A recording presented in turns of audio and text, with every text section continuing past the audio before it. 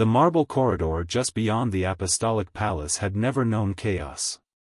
Only silence, and the softened echo of disciplined footsteps echoing through ancient stone. But on the morning of the feast of St. Dismas, that silence was torn open. A Vatican guard, Giulio Petri, 28, precise, loyal, and invisible by design, suddenly collapsed near the bronze gates. His body struck the stone with a sound that made two nuns freeze mid-prayer.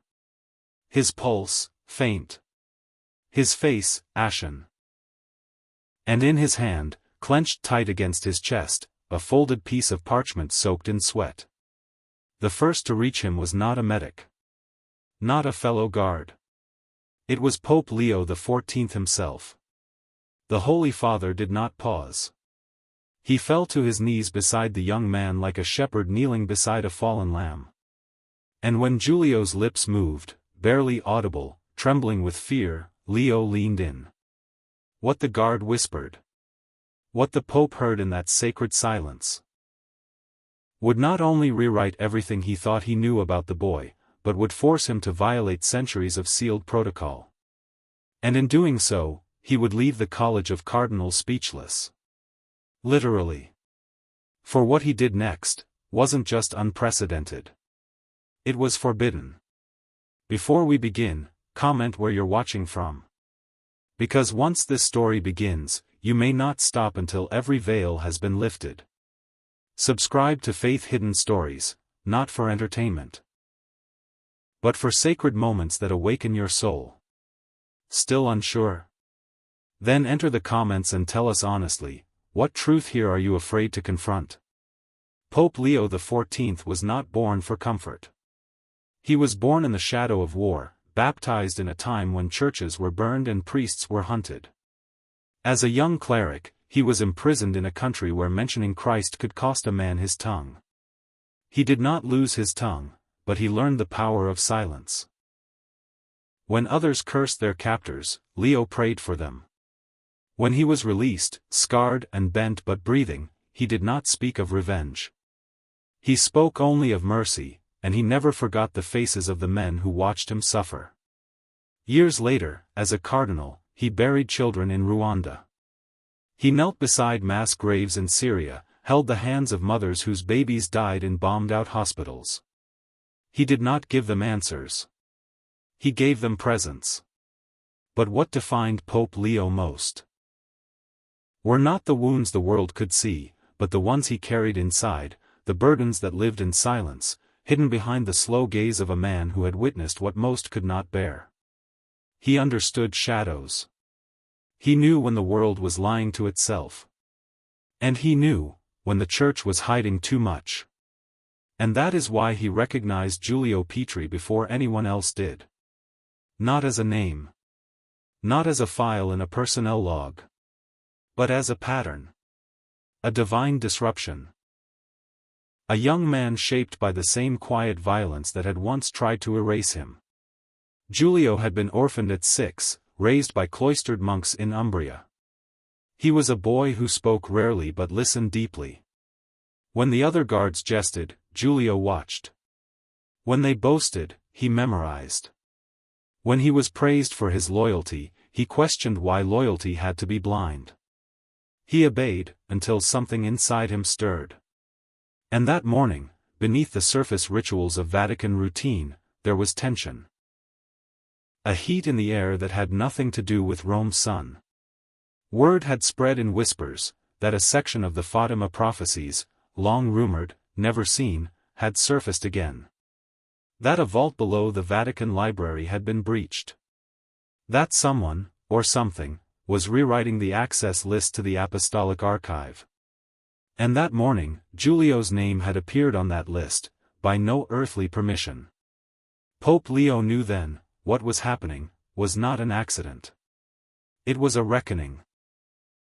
Subscribe to Faith Hidden Stories, because some truths are hidden until someone dares to reveal them. Still won't? Then step into the comments and answer, what's keeping you from hearing what your spirit already suspects? The halls beneath the Vatican archives were not patrolled, they were guarded.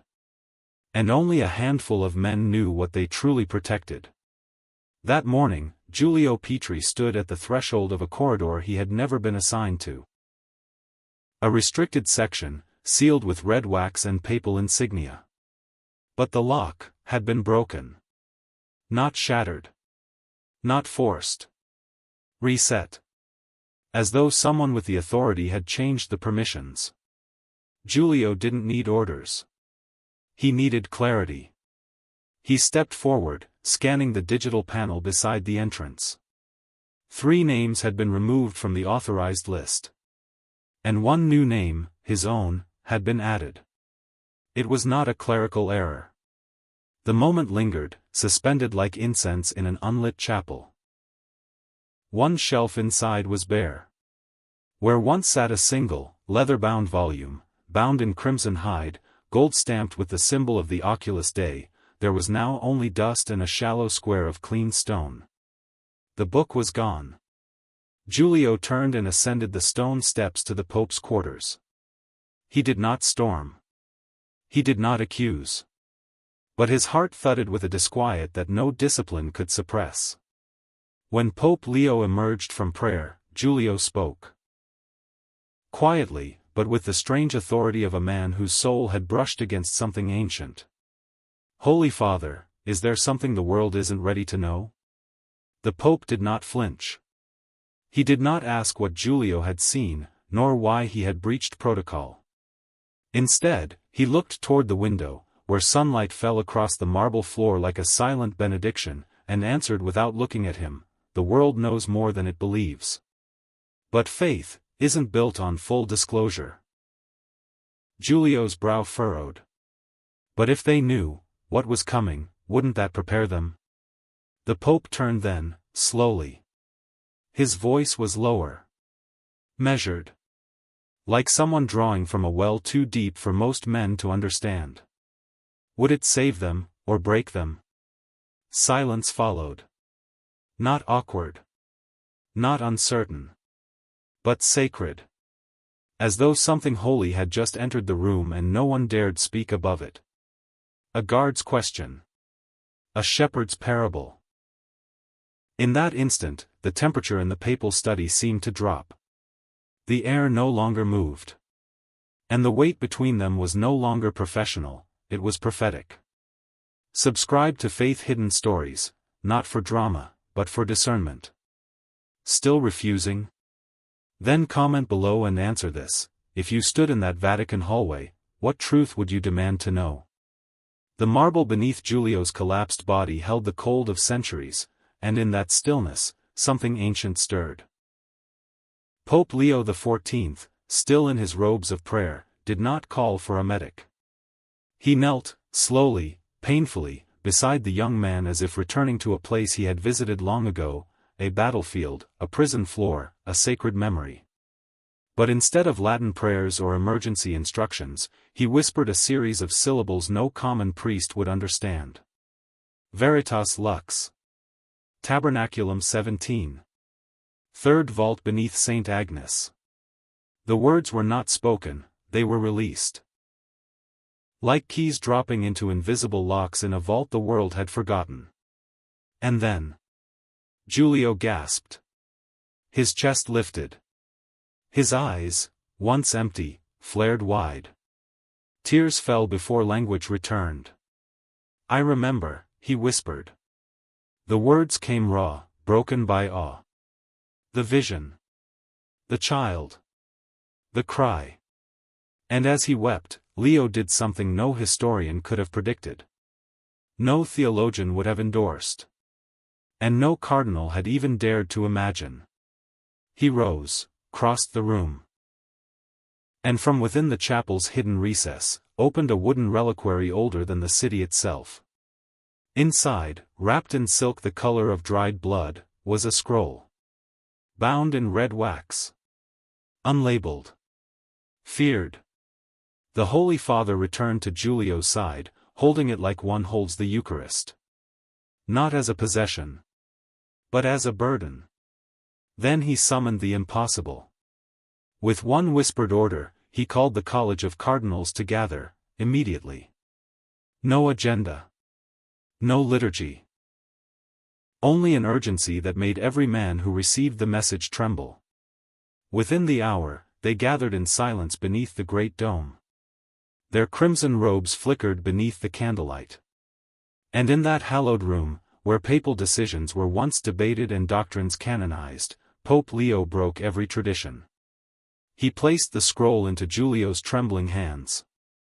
"This," he said, with a voice stripped of politics and protocol, "is the missing piece. The fourth revelation." A gasp rolled through the room like thunder trapped under marble.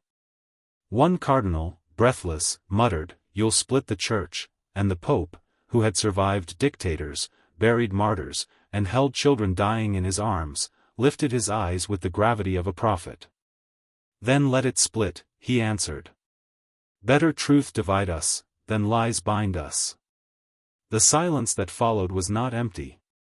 It was heavy with centuries of denial. With the weight of what had been suppressed. With the quiet scream of every soul who had once known, and been silenced. This was not a debate. This was a reckoning. Subscribe to Faith Hidden Stories, because when the veil lifts, will you be ready to see? Still won't?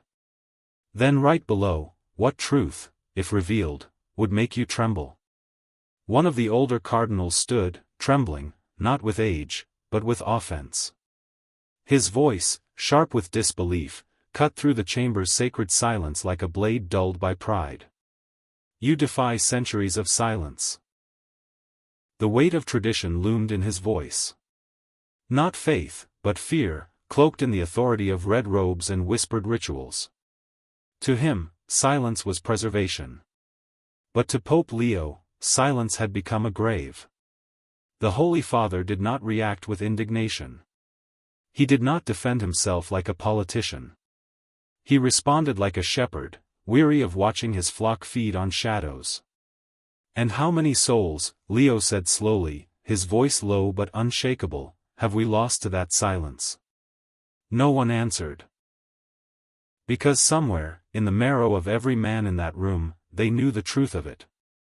They had watched as victims were buried with secrets. As questions were buried with doctrine.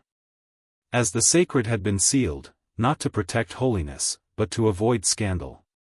"You confuse mystery with secrecy," Leo continued, his eyes piercing. "Tradition, with fear." No thunder rolled. No doors creaked. And yet, something cracked in the room. Pope Leo turned to Giulio. The young man still stood with the scroll in his hands, eyes wide with remembrance and calling. Leo's voice gentled, not in tone, but in reverence. "Your memory," he said, "was protected by God. Not to be buried. But to be spoken." Giulio's lips parted, but no words came.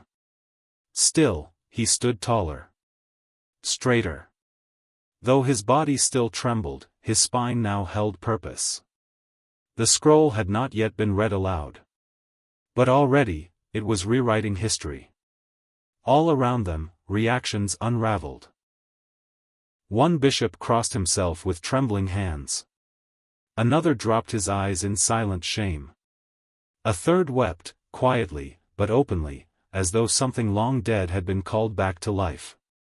And then, the cameras. Silent observers mounted high upon the chamber walls. Their red recording lights blinked, blinking truth into history, blinking fear into the digital archive of the Church. Pope Leo turned toward them. His gaze did not harden, but it deepened. As though looking not at machines, but through them, beyond the walls. Beyond the Vatican. To you. To the millions watching. To the hearts behind the screens. And then, with the quiet strength of a prophet unafraid of exile, he said, "If you fear the truth, then perhaps it is not the devil you fear, but the light." The chamber fell utterly still. Not just quiet, but still. The kind of stillness that only follows a storm of revelation, or the first crack of resurrection. Subscribe to Faith Hidden Stories, because some secrets weren't meant to be kept. Still hesitate? Then enter the comments and answer, What light are you afraid will expose you? That evening, the golden chandeliers of the apostolic palace remained unlit. The grand dining hall, usually filled with the murmurs of bishops and the polished clatter of silverware, sat in silence. No toast was raised. No wine was poured. Pope Leo XIV did not sit with the curia. He did not speak of canon law. He did not explain himself. Instead, he walked through the Vatican gardens, beneath trees older than memory, surrounded by roses blooming in hushed defiance of the hour. And beside him walked Giulio Petri. Still pale. Still trembling. But no longer afraid. Their footsteps fell soft on gravel paths as the moon trailed behind them like a patient witness. Giulio, his voice barely more than a breath, broke the stillness. The church will scream tomorrow. His eyes did not meet the Pope's. He was ashamed of the simplicity of the statement. As if the scream of centuries unraveling could be put into words. But Leo did not flinch. Yes, he said. And then paused. His gaze rose toward the stars. But some screams are the first signs of awakening. He placed a hand on Giulio's shoulder. Not as a pope. Not as a superior. But as a father, blessing his son. Don't protect the church, he said softly. Protect the people. His fingers lingered, firm, yet trembling with love. The church is only holy if it remembers why it exists. Not to preserve its name. But to carry the name that is above every other. They said nothing more. They did not need to. Beneath the olive branches, in the hush of the Vatican night, they stopped walking. And they prayed. No words. Just silence. A silence rich with hope. A silence full of souls unseen. A silence that rose up, as incense, toward the heavens. They prayed for the world. For the broken who no longer trusted the church. For the curious, who had been told too little. For the faithful, who had dared to believe in spite of silence. And for the watchers, those who had seen the veil lift, and now could never unsee. The fourth revelation had not been read aloud. But the night had already spoken. Subscribe to Faith Hidden Stories, not for scandal, but for salvation. Still not convinced? Then confess below, what are you afraid this story might awaken, in you? What would you have done, if you stood beside Pope Leo XIV? As he reached toward a vault that had not been touched for over a century, a vault sealed by the trembling hands of popes who believed mankind wasn't ready? Would you have stopped him? Would you have urged silence, tradition, containment? Or would you have stepped forward, heart pounding, and entered with him? Would your faith have found breath in that darkness? Or would your fear have asked, who gave him the right? The truth is, that vault was never about metal hinges or marble thresholds. It was about conscience. About every soul, ours included, that must one day choose between comfort and conviction. So now, dear watcher, the story turns toward you. Because the scroll may have been handed to Giulio, but its weight, its warning, now rests in your heart too. And whatever the fourth revelation holds, its first message was clear: the time for silence has ended. Pope Leo did not chase power. He did not protect legacy. He protected the sacred courage to say what others feared to hear. Even if it shattered the stained glass of centuries. So let the world scream. Let the old foundations crack. Because sometimes, cracks are how the light gets in. And now we say, may we all seek truth with humble hearts. And may your soul not leave this channel unchanged. Because this was more than a story. It was a moment. And moments like this are rarely repeated. Subscribe to Faith Hidden Stories, not for stories, but for awakenings. Still won't? Then we ask just one thing. Drop into the comments and answer this, in honesty and in awe: what truth here stirred, or scared, your spirit today.